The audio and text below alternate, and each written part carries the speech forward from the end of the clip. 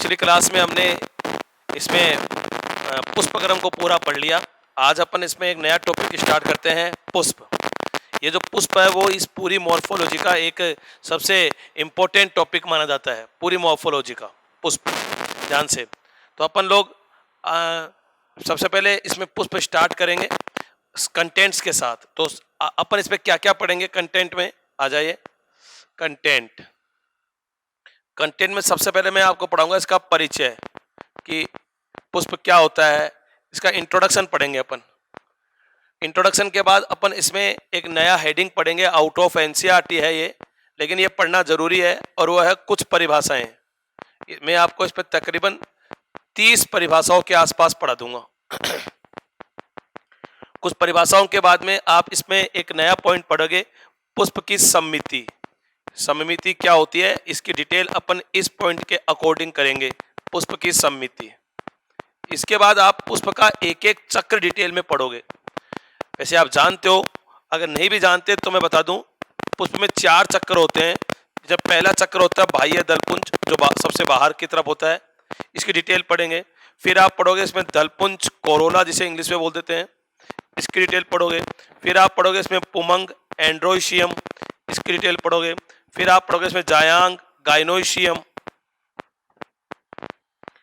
इनकी डिटेल पढ़ेंगे।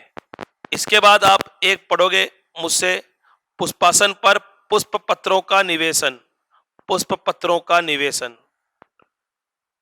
एनसीईआरटी बस केवल इतने ही पॉइंट देती है इसमें। हालांकि मैं आपको इसमें 2 पॉइंट और पढ़ाऊंगा, एक आपका पुष्प सूत्र और लास्ट में पुष्प चित्र।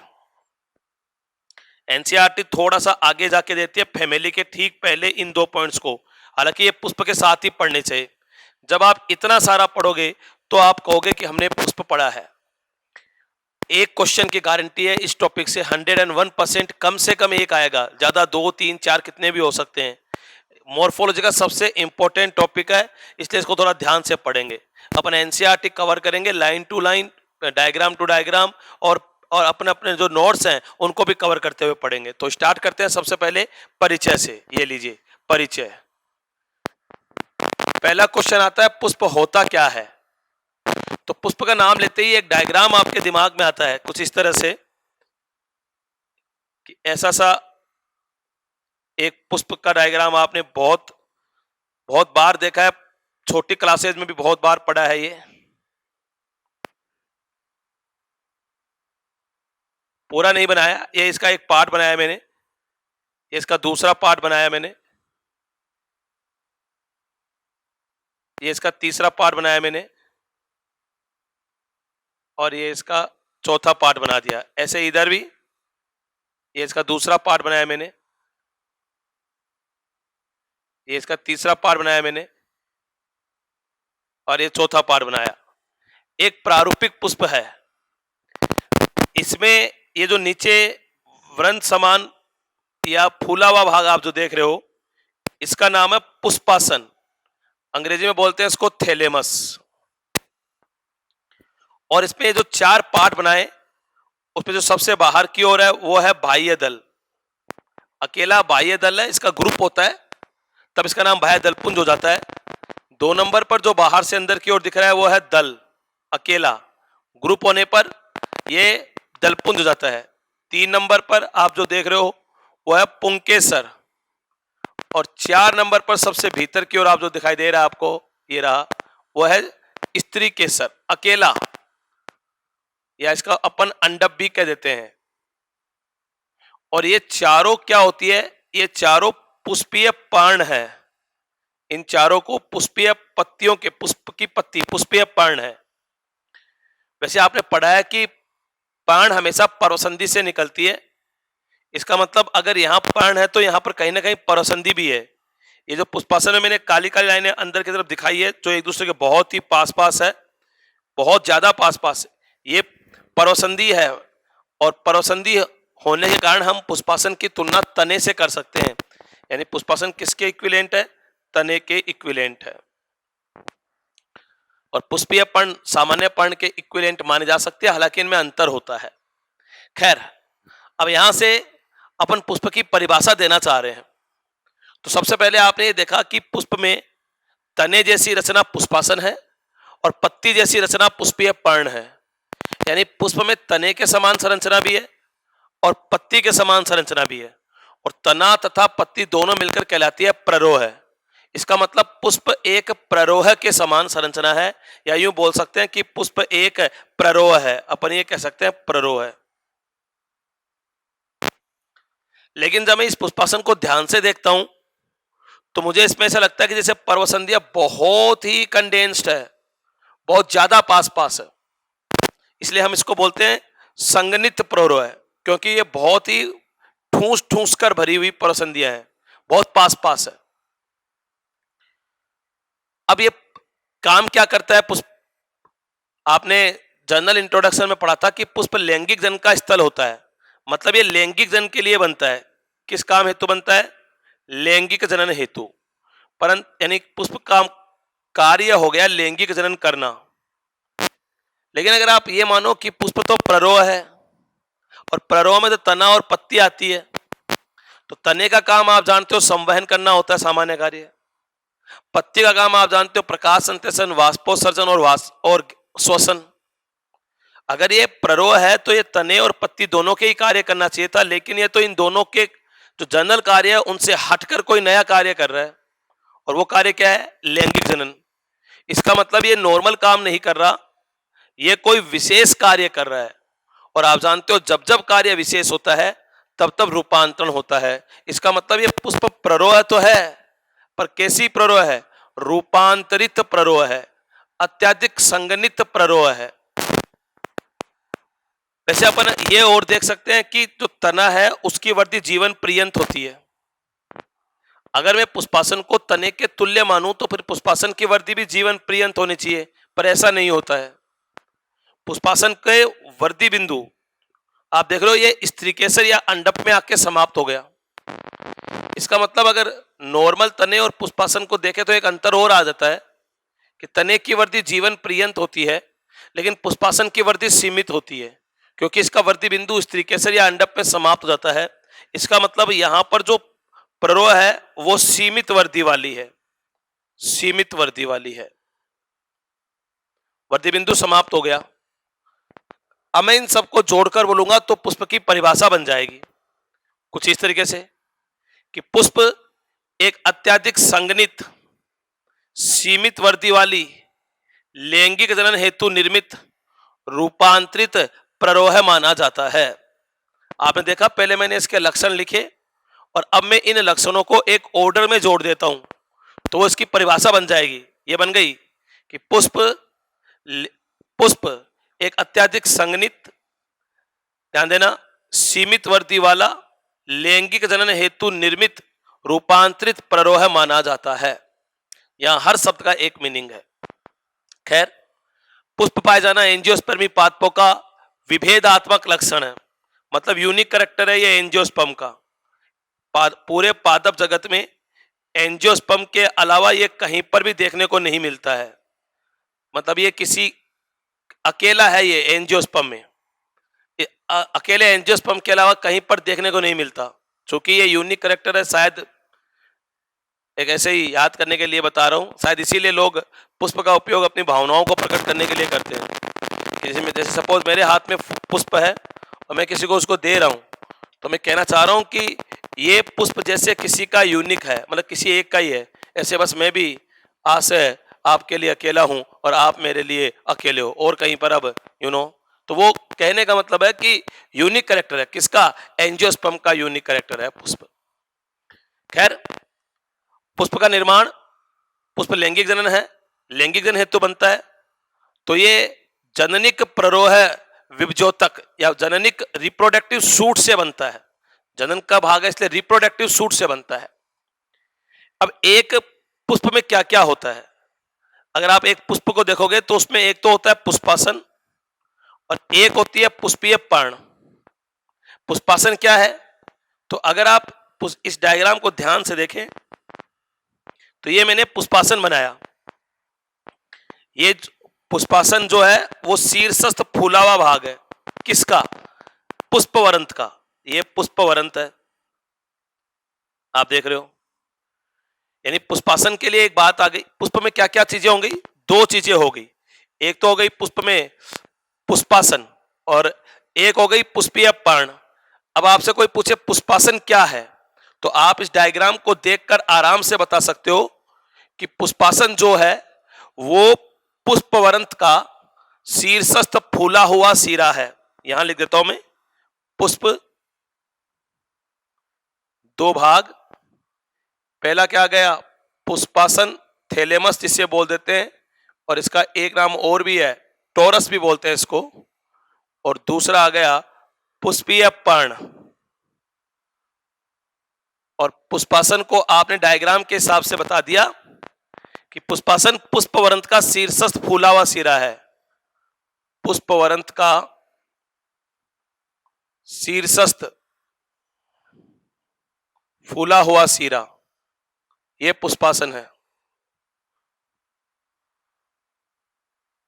अब पुष्पासन में कई पर्व संधियां होती है, बहुत ही छोटे छोटे पर्व होते हैं इसमें पर्व संधियां बहुत पास पास होती है, इसीलिए पुष्पासन को हम अत्यधिक संगृहित रचना मानते हैं।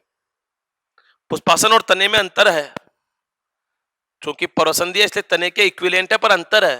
पुष्पासन की वृद्धि सीमित होती है, तने की वृद्धि असीमित होती है। खैर, अब इस पुष्पासन से पुष्पीय पर्ण निकलती है, और ये पुष्पीय पर्ण गुच्छे में या समूह में होती है। पुष्पीय पर्ण के इन समूहों को पुष्प के चक्र कहते हैं, और एक प्रारूपिक पुष्प में 4 प्रकार के चक्र होते हैं, बाह्य दलपुंज, दलपुंज, पुमंग और जायांग। ये पुष्पीय पर्ण, ये आगे जाकर बनाती है पुष्प चक्र। और मैंने एक प्रारूपिक पुष्प में कितने चक्र बता दिए, 4। प्रारूपिक का मतलब नमूने का।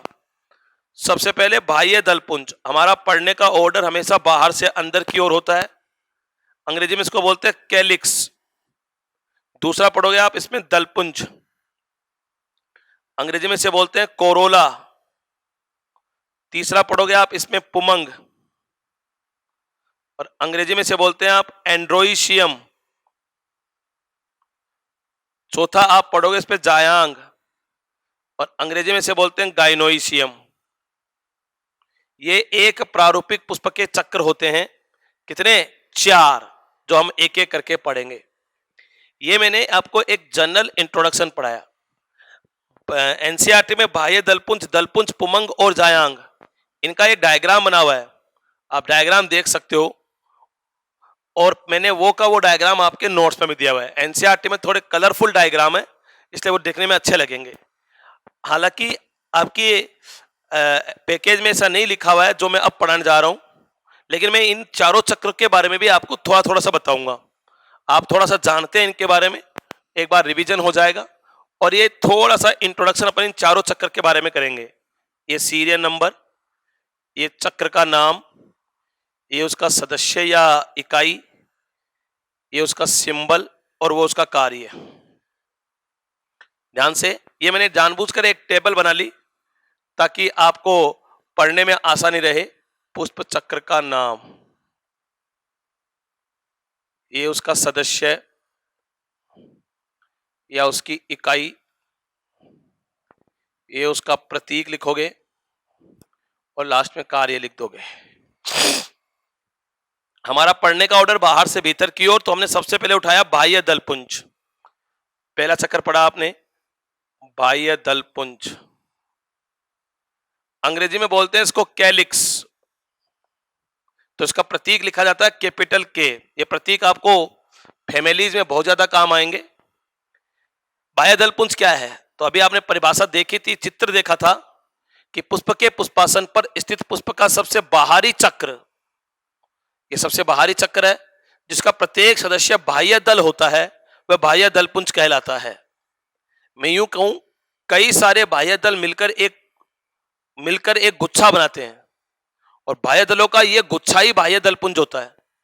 यानी बाह्य दलपुंज के अकेले सदस्य का नाम क्या हो गया, बाह्य दल। भाई कई सारे बाह्य दल, बाह्य दल, बाह्य दल, बाह्य दल, बाह्य दल, बाह्य दल मिलाकर बाह्य दलपुंज। तो बाह्य दलपुंज का अकेला सदस्य क्या हो गया, या बाह्य दलपुंज की इकाई क्या हो गई, बाह्य दल। ये देखो, इसका सदस्य है या इसकी इकाई बाह्य दल, अंग्रेजी में सेपल। बाह्य दल प्राय हरे रंग के होते हैं, प्राय, और हरे रंग के होकर ये प्रकाश संश्लेषण का कार्य करते हैं। कोई भी हरी वायवीय संरचना प्रकाश संश्लेषण करेगी, तो बाह्य दल का एक काम तो क्या आ गया, प्रकाश संश्लेषण। इसके अलावा ये एक कार्य और करता है, ये आपने देखा कि पुष्पासन पर सबसे बाहर की ओर स्थित है, और जो सबसे बाहर की ओर होता है वो गार्ड होता है।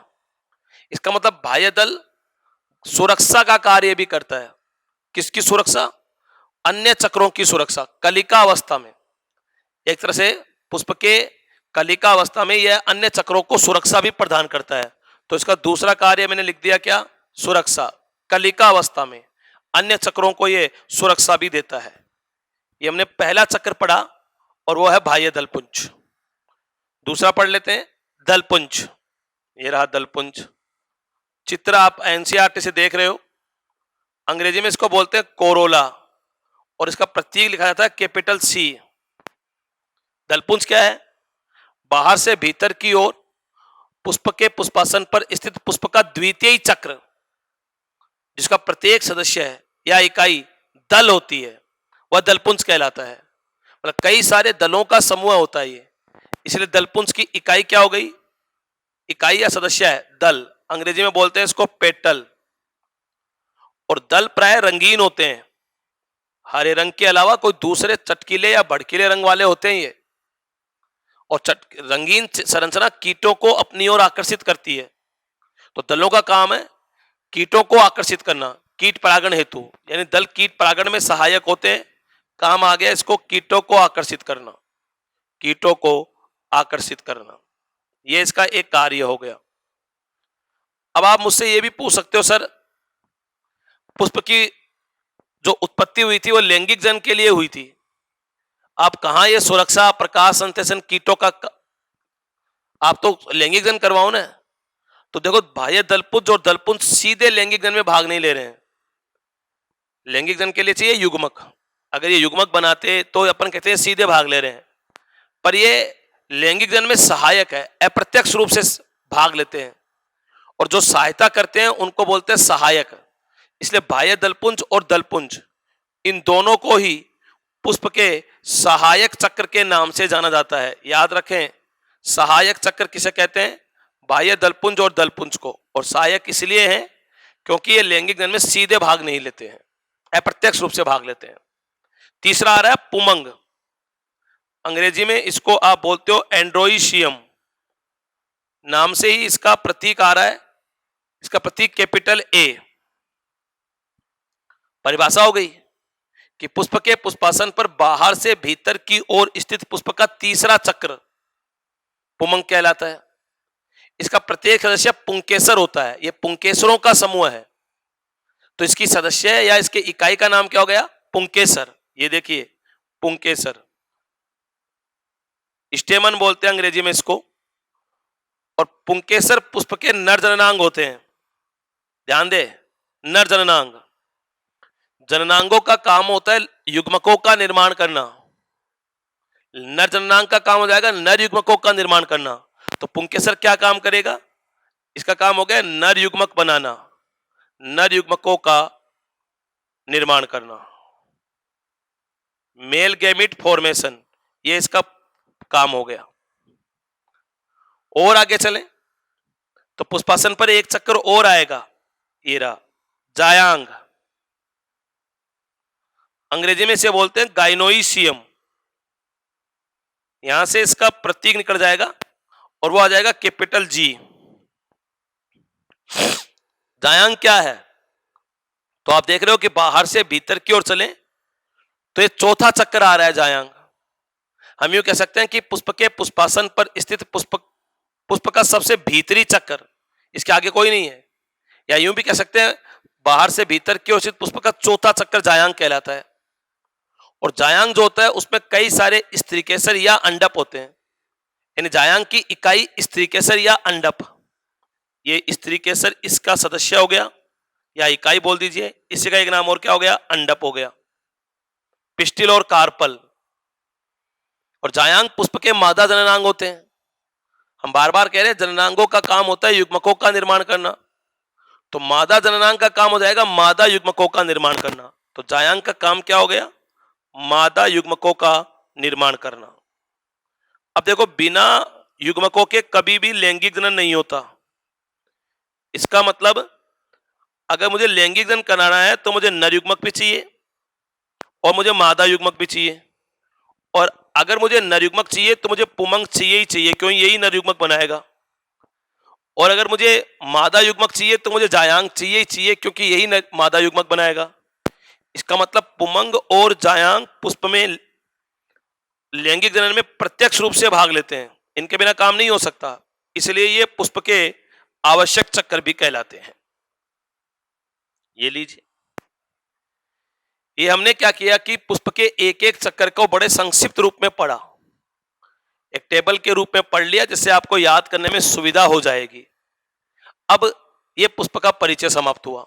चित्र आपके एनसीईआरटी में बाह्य दल, दल, पुमंग और स्त्री केसर के बने हुए हैं, जो आप देख रहे हो। अब अपने को इसमें दूसरे कंटेंट पे जाना है, और वो है कुछ परिभाषाएं। ज्यादा नहीं, अपने यहां तकरीबन 30 परिभाषाओं के आसपास पढ़ेंगे। एग्जैक्टली 30 से 1-2 ज्यादा ही पढ़ाऊंगा मैं आपको। ये परिभाषाएं आपके एनसीईआरटी में अलग से नहीं लिखी हुई है, लेकिन आपको पढ़नी है, क्योंकि जब आप इन टर्म्स को समझ लेंगे तो आगे आपको जोर नहीं आएगा। तो अपन 30 परिभाषाओं को में से एक एक को स्टार्ट करते हैं, और अपने टॉपिक का नाम या अपने पॉइंट का नाम आ जाएगा कुछ परिभाषाएं। लो, स्टार्ट कर लेते हैं कुछ परिभाषाओं से।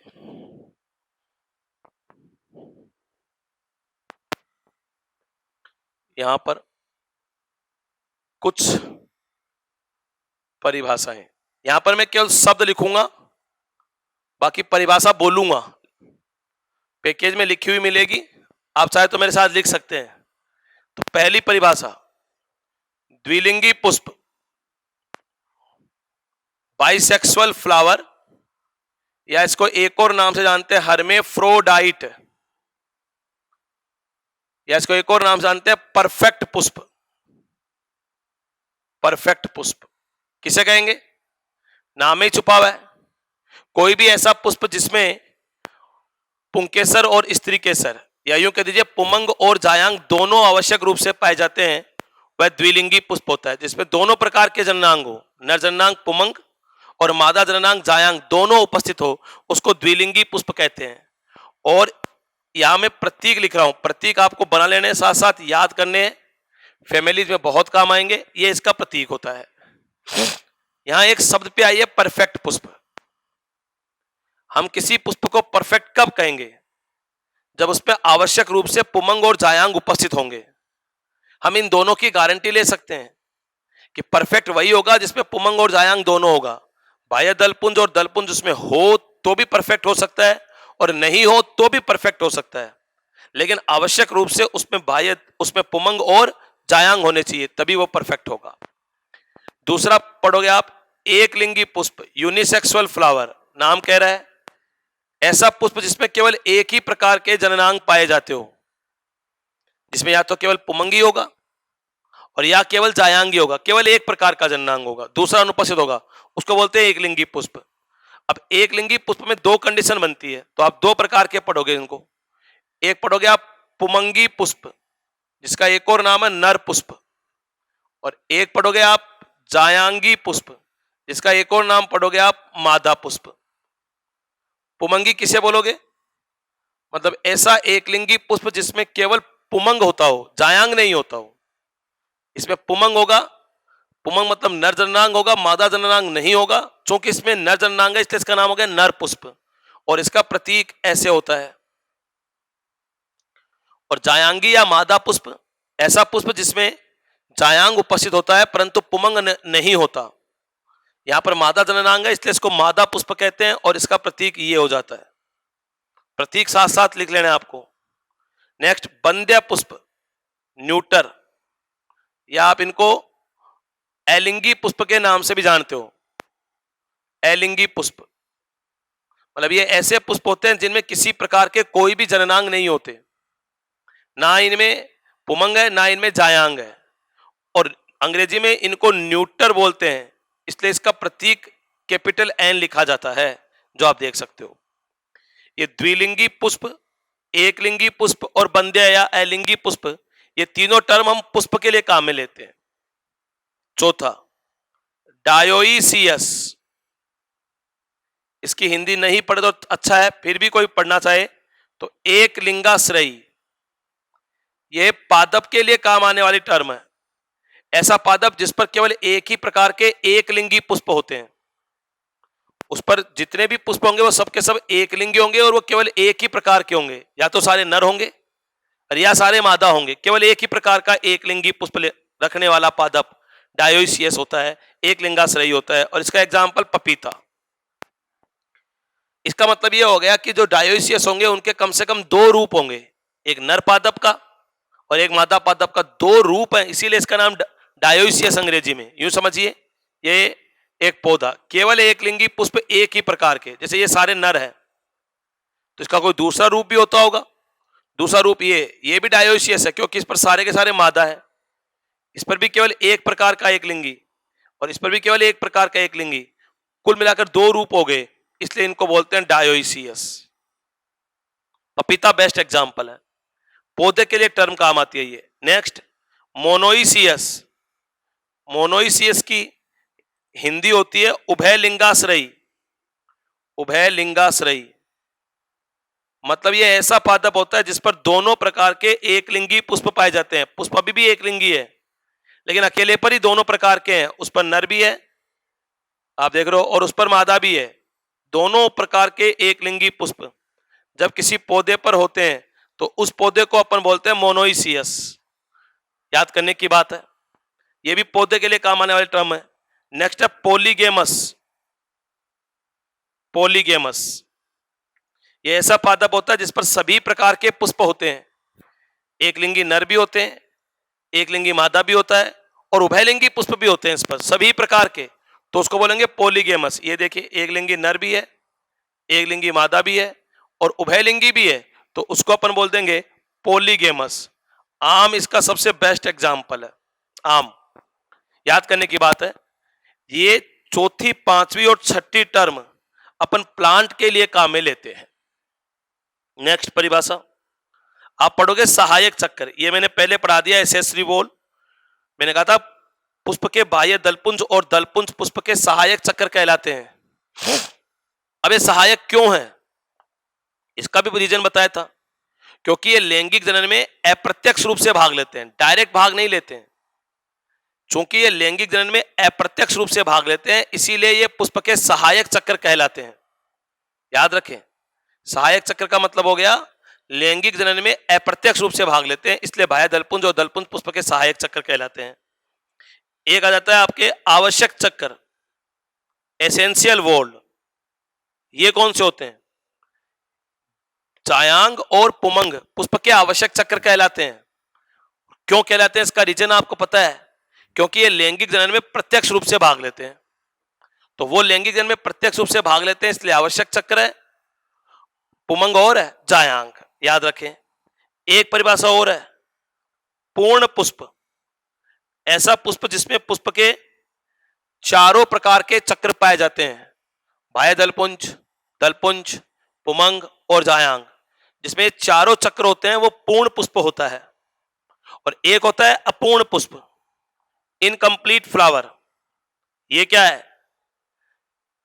ऐसा पुष्प जिसमें पुष्प के चारों चक्र नहीं होते, चारों में से कोई ना कोई अनुपस्थित जरूर होता है, वह पुष्प अपूर्ण पुष्प कहलाता है।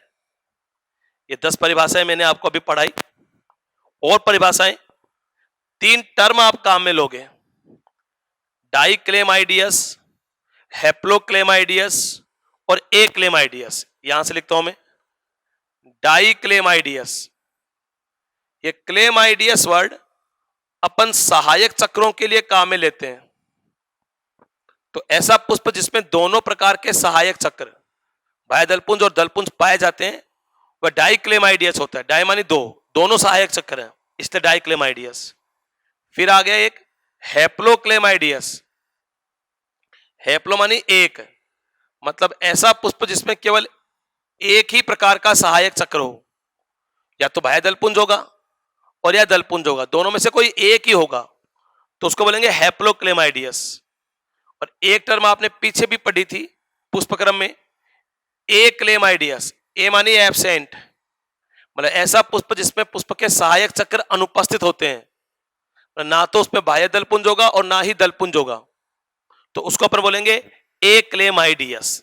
तो तीन टर्म आ गई, डाइक्लेमाइडियस, हैप्लोक्लेमाइडियस और एक आ गया एक्लेमाइडियस। तीनों टर्म याद करने की है। इसके बाद में एक परिभाषा सैवरंती पुष्प, ये आप जानते हो, ऐसा पुष्प जिसमें पुष्पवरंत पाया जाता है वो सैवरंती होगा, और जिसमें पुष्पवरंत नहीं होता है वो अवरंती पुष्प होता है। याद करने की बात है। और एक डेफिनेशन पढ़ोगे आप, सहपत्र, ब्रैक्ट बोलते हैं अंग्रेजी में इसको, ब्रैक्ट। ये आपके लिए नई बात आई है, मतलब ऐसी पत्ती जिसके कक्ष में पुष्प पाया जाता है। जैसे मैं ये कोई अक्ष बनाऊं, ये पत्ती और ये इसका कक्ष, अगर यहां पुष्प पाया जाता है तो ये पत्ती का नाम हो जाएगा सहपत्र। हम ये भी कह सकते थे कि ऐसी पत्ती जो किसी पुष्प के आधार पर पाई जाती है वो सहपत्र कहलाती है, और सहपत्र युक्त पुष्प सहपत्री पुष्प कहलाता है। ये देखो एक परिभाषा और, सहपत्र युक्त पुष्प, अंग्रेजी में इसको बोलते हैं ब्रैक्टिएट फ्लावर, इसलिए इसका प्रतीक हो जाता है BR। मतलब ऐसा पुष्प जिसमें सहपत्र होता है वो सहपत्री पुष्प होता है, और जिसमें सहपत्र नहीं होते वो पुष्प क्या कहलाता है, असहपत्री पुष्प। अंग्रेजी में बोलते हैं इसको इब्रैक्टिएट। ये देखो इब्रैक्टिएट के हिसाब से इसका प्रतीक हो जाएगा EBR। ये प्रतीक याद करने। अब एक काम की बात, सहपत्र हमेशा पुष्पावली वरंत पर लगे होते हैं, याद रखें। ये मात पुष्पावली वरंत पर, पुष्पावली वरंत आप जानते हो जो पुष्पक्रम की अक्ष होती है ये उस पर लगे होते हैं। एक और परिभाषा आ गई, सहपत्रिका, ब्रैक्टियोल बोलते हैं, ब्रैक्टियोल अंग्रेजी में, सहपत्रिका। ये क्या है, सहपत्र युक्त जैसी संरचना जो पुष्पवरंत पर पाई जाती है। ध्यान से अंतर समझना, सहपत्र लगा था पुष्पावली वरंत पर, और सहपत्र जैसी रचना जो पुष्पवरंत पर पाई जाती है वह सहपत्रिका होती है। सहपत्रिका सहपत्र जैसी रचना है लेकिन पुष्पवरंत पर है, और जिस पुष्प में सहपत्रिका पाई जाती है उसको बोलते हैं सहपत्रिका युक्त पुष्प। ये आ गया, अंग्रेजी में बोलते हैं उसको ब्रैक्टियोल, ब्रैक्टियोलेट, सॉरी, अंग्रेजी में बोलते हैं उसको ब्रैक्टियोलेट, और यहां से इसका प्रतीक आ जाता है BRL, सहपत्रिका युक्त पुष्प। और जिस पुष्प में सहपत्रिका नहीं होती उसको सहपत्रिका रहित पुष्प कहते हैं, इब्रैक्टियोलेट, प्रतीक EBRL हो जाएगा उसका। तुम्हारे काम का नहीं है इसलिए लिख नहीं रहा हूं। नेक्स्ट परिभाषा जो आप पढ़ोगे इसमें वो आ जाएगी पुष्पासन की, थैलेमस, पुष्पासन। ये लीजिए, आप पढ़ चुके हो पुष्पासन की परिभाषा। पुष्पवरंत का शीर्षस्थ फूला हुआ सीरा पुष्पासन कहलाता है, और आपने कही थी कि इसमें कई सारी पर्वसंधियां और पर्व होते हैं। पर्वसंधियां एक दूसरे के बहुत ही निकट होती है यहां पर, इसलिए जो पर्व होते हैं वो बहुत छोटे छोटे होते हैं, दिखाई नहीं देते स्पष्ट। अब एक स्पेशल केस है, कभी कभी कुछ पुष्पों का पुष्पासन दीर्घित हो जाता है, लंबा हो जाता है। जब ये लंबा होगा तो इसके अंदर की संरचनाएं फैलेंगी, पर्वसंधियां दूर दूर हो जाएंगी और स्पष्ट पर्व बन जाएंगे। पर ये पर्व स्पष्ट तभी होते हैं जबकि पुष्पासन दीर्घित हो जाए, लंबा हो जाए। और इन पर्वों के कुछ के नाम आपके यहां पर लिखे हुए हैं, अगर आप देखेंगे तो आपके पैकेज में, नोट्स में, मतलब ऐसे में आपके कुछ पर्वों के नाम लिखे हुए हैं, जिसमें मैं पहला लेके आ रहा हूं एंथोफोर। डायग्राम बनाने के लिए मैंने ये स्पेस क्रिएट किया यहां पर, ये रहा। सपोज करो ये पुष्पासन था जो देखो फैल गया, ये फैल गया, तो ये पर्वसंधियां दूर दूर हो गई, पर्व स्पष्ट हो गए। इसमें मैंने पहला लिखा आपके सामने, पहले पर्व का नाम एंथोफोर, इसकी हिंदी होती है दलधर। मतलब जब बाह्य दलपुंज और दलपुंज के बीच का पर्व लंबा हो जाए, जैसे ये पर्व संधि थी, इससे बाह्य दलपुंज निकला हुआ है के, इससे दलपुंज निकला हुआ है सी, ये पर्व इन दोनों के बीच का था जो लंबा हो गया, ये लंबा पर्व एंथोफोर के नाम से जाना जाता है।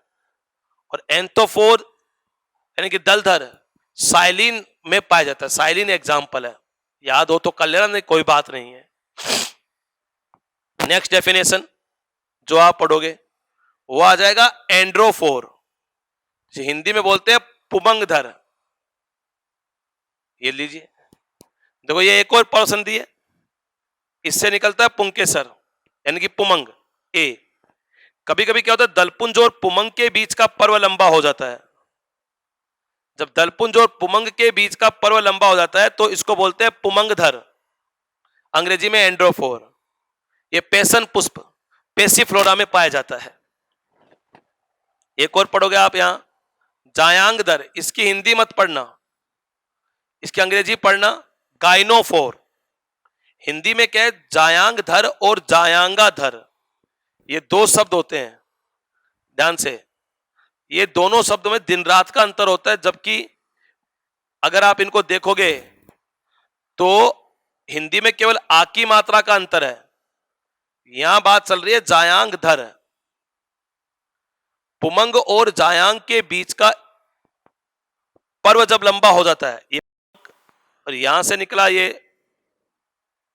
जायांग, तो अगर इनके बीच का ये पर्व हो गया लंबा तो इसका नाम आ जाएगा गाइनोफोर, जायांगधर। और ये जायांगधर जो होता है वो क्लियोम विस्कोसा में होता है, याद करने की बात है। एक और लिखा हुआ है आपके पूजायांगधर, पूजायांगधर,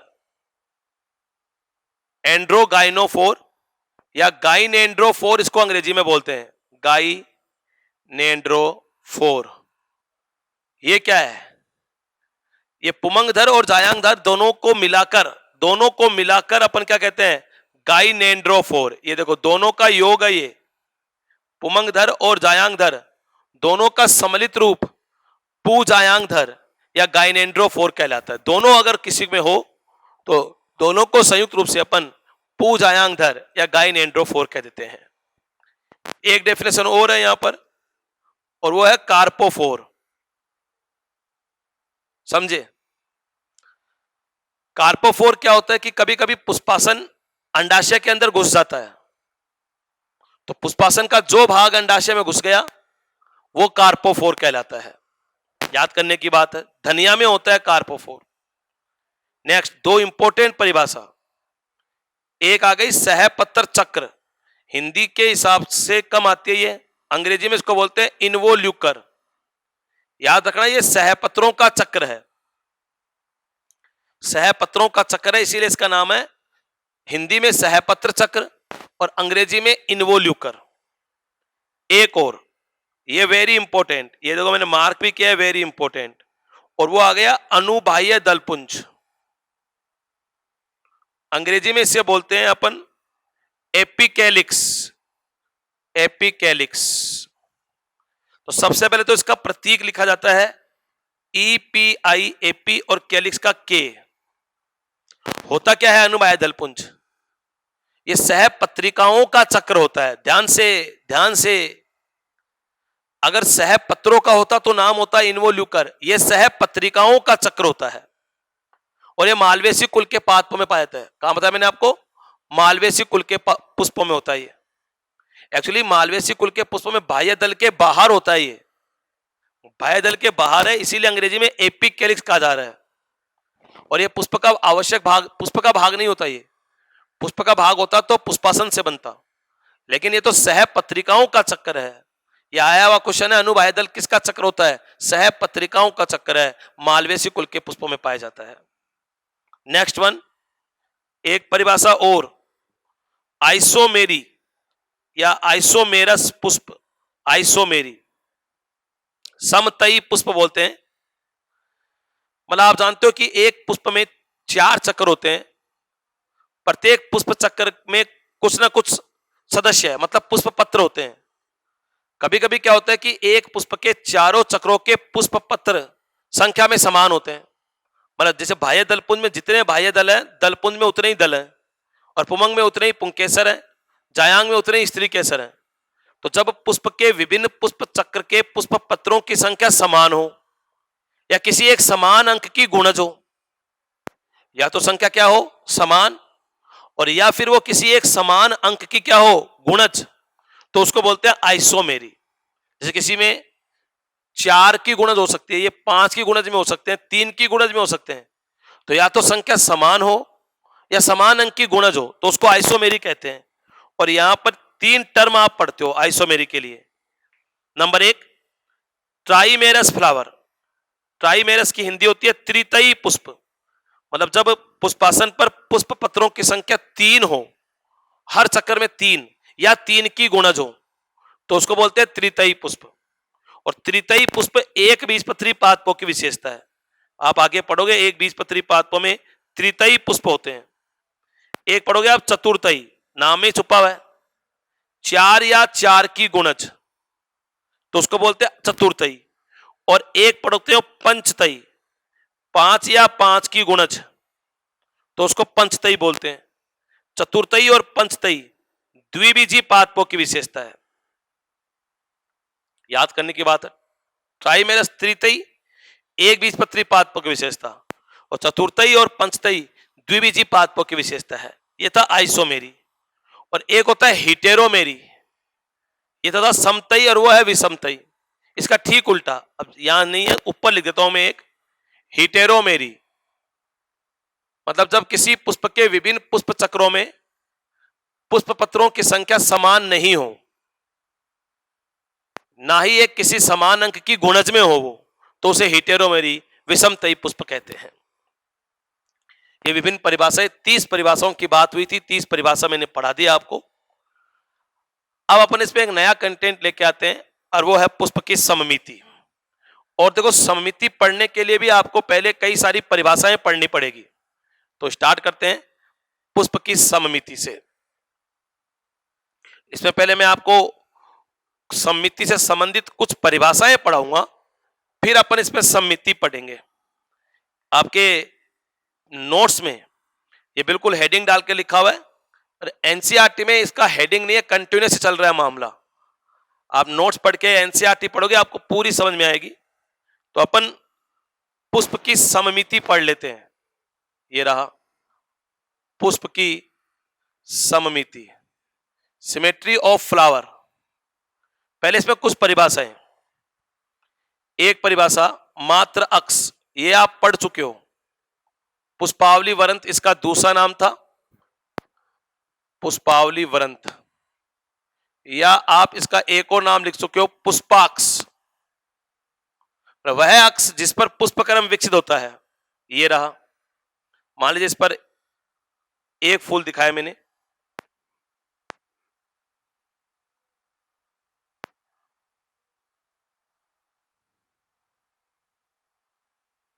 ये फूल, ये इस पत्ती के कक्ष में है, ये इसका शीर्ष सिरा। तो जो अक्ष है, ये अक्ष, इसका नाम है पुष्पावली वरंत। आप जानते हो। अब दूसरा परिभाषा मैं बनाऊं, पश्च शिरा, पोस्टीरियर एंड। पुष्प के किस सिरे को अपन पश्च शिरा कहेंगे? तो पुष्प का वह सिरा जो मात्र अक्ष के शीर्ष की ओर होता है, वह पश्च शिरा होता है। अगर आप इस पुष्प को देखें तो इसका इधर वाला एंड, ये वाला सिरा मात्र अक्ष के शीर्ष की ओर है, तो इसको अपन बोलेंगे पश्च शिरा। और एक परिभाषा पढ़ोगे आप अग्रसिरे की, ये अग्रसिरा। मतलब ये पुष्प का वह सिरा होता है जो पश्च शिरे के विपरीत दिशा में होता है। देखो, ये पश्च शिरा है, तो इसके विपरीत ये है, ये अग्रसिरा है। हम ये भी कह सकते हैं कि अग्रसिरा सहपत्र की ओर स्थित होता है। ध्यान देना, ये वो पत्ती है जिसके कक्ष में पुष्प है। और आपने पहले पढ़ी थी, पत्ती जिसके कक्ष में पुष्प होता है वो सहपत्र होता है।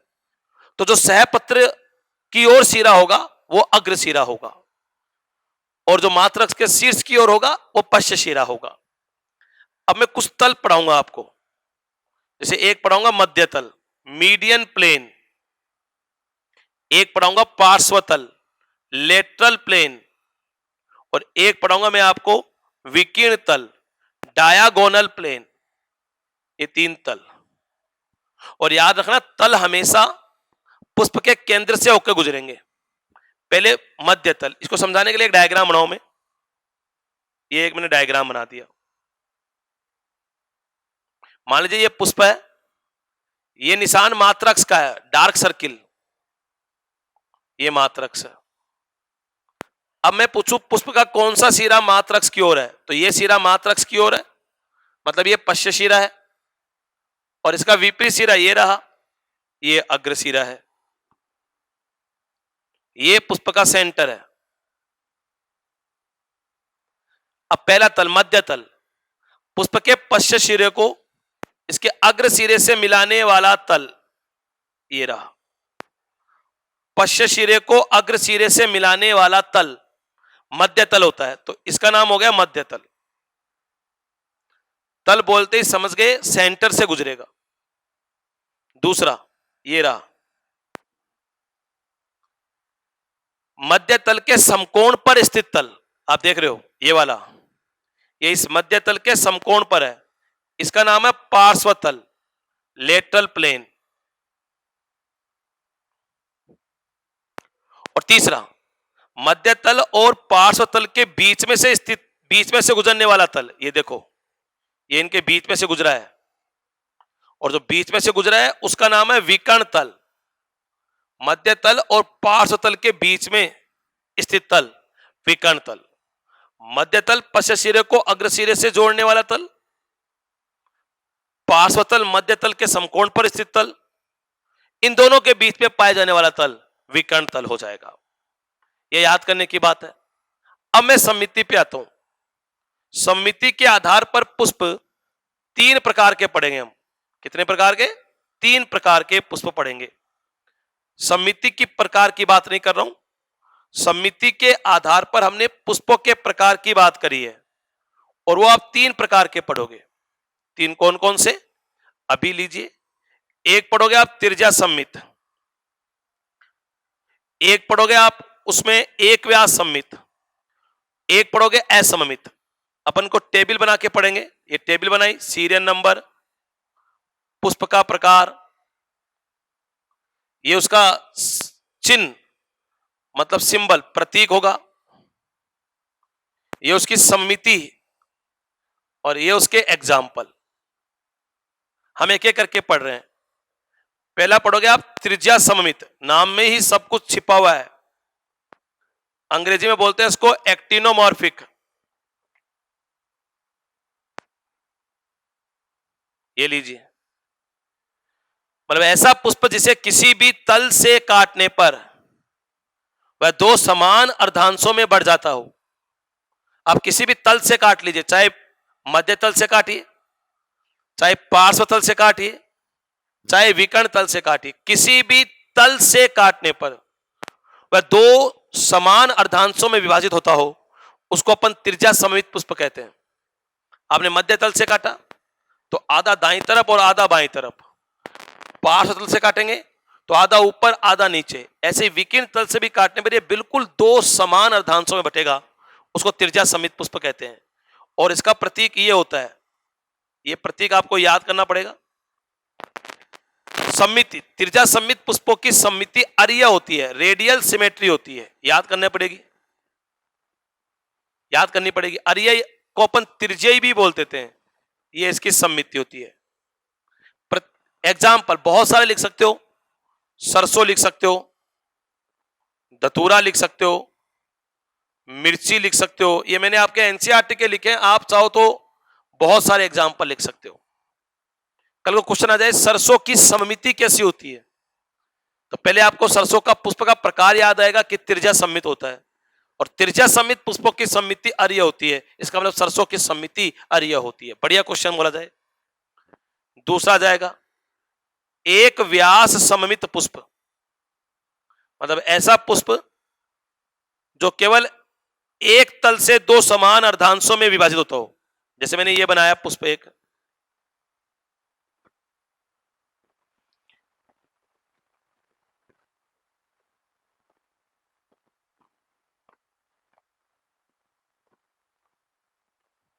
ये मात्रक्स आप देख सकते हो, उसको एक ही तल से काटा तो आधा दायां आधा बायां, यहां से दो समान अर्धांश हो गए मध्य तल से, तो परंतु पार्श्व तल से काटने पर दो अर्धांश बनेंगे, समान नहीं होंगे, वो ऊपर वाला चौड़ा होगा, नीचे वाला संकरा होगा। ऐसे विकीर्ण तल से भी काटने पर इसके दो समान अर्धांश नहीं बनेंगे, समान अर्धांश केवल एक तल से बन रहे हैं। तो जब कोई पुष्प केवल एक तल से दो समान अर्धांशों में विभाजित होता है तो उसको बोलते हैं एक व्यास सममित पुष्प। इसका प्रतीक प्रतिशत का निशान होता है। सम्मिति इसकी होती है द्विपार्श्व सम्मिति, याद रखें, द्विपार्श्व सम्मिति ज्यादा विकसित सम्मिति है ये, इसलिए ये लक्षण ज्यादा विकसित माना जाता है। हमारी बॉडी की तरह से, हमारी बॉडी को देख लो, केवल एक तल से दो समान अर्धांशों में बढ़ सकता है। ये एक व्यास सम्मित पुष्प के कई सारे एग्जाम्पल, जैसे मटर, सेम, केसिया, गुलमोहर और भी बहुत सारे आप लिख सकते हो। इन सब पुष्पों की सम्मिति द्विपार्श्व सम्मिति होती है। दो प्रकार के पढ़ोगे एक व्यास सम्मित भी, मध्य तल एक व्यास सम्मित, मतलब जिस तल से इसको दो समान अर्धांशों में बांटा जा सके वो तल कौन सा है। अगर वो तल मध्य तल है तो उसको बोलते हैं मध्य तल एक व्यास सम्मित, और अगर वो तल पार्श्व तल है तो उसको बोलते हैं पार्श्व तल एक व्यास सम्मित पुष्प। ध्यान से। तीसरा प्रकार पढ़ोगे असममित पुष्प, ये यहां पर आ गया असममित पुष्प, एसिमेट्रिकल फ्लावर, मतलब ऐसा पुष्प जिसे किसी भी तल से काटने पर वो दो समान अर्धांशों में विभाजित नहीं होता। कहीं से भी काट लो कभी भी समान अर्धांश नहीं बनेंगे, उसको असममित पुष्प कहते हैं। कोई प्रतीक नहीं है इसकी, कोई सम्मिति नहीं है इसकी, और इसका एग्जाम्पल आप याद रखोगे केना। ये लीजिए, ये पुष्प की सम्मिति समाप्त हो गई। तो अब तक आपने इसमें कुछ 3 कंटेंट पूरे पढ़ लिए हैं। अब तक आपने 3 कंटेंट में आपने पहला कंटेंट परिचय का पढ़ा, दूसरा कंटेंट परिभाषाओं का पढ़ा, तीसरा कंटेंट सम्मिति का पढ़ा। सम्मिति में मैंने आपके सामने एक टेबल बनाई है, टेबल में सब कुछ आ गया है। अच्छे क्वेश्चन बनते हैं सम्मिति के, वो आपको पढ़ने हैं। बस आज की क्लास में इतना ही, आप इनको आराम से पढ़ें। अगली क्लास में हम कुछ और कंटेंट स्टार्ट करेंगे। तब तक के लिए जय हिंद और जय भारत।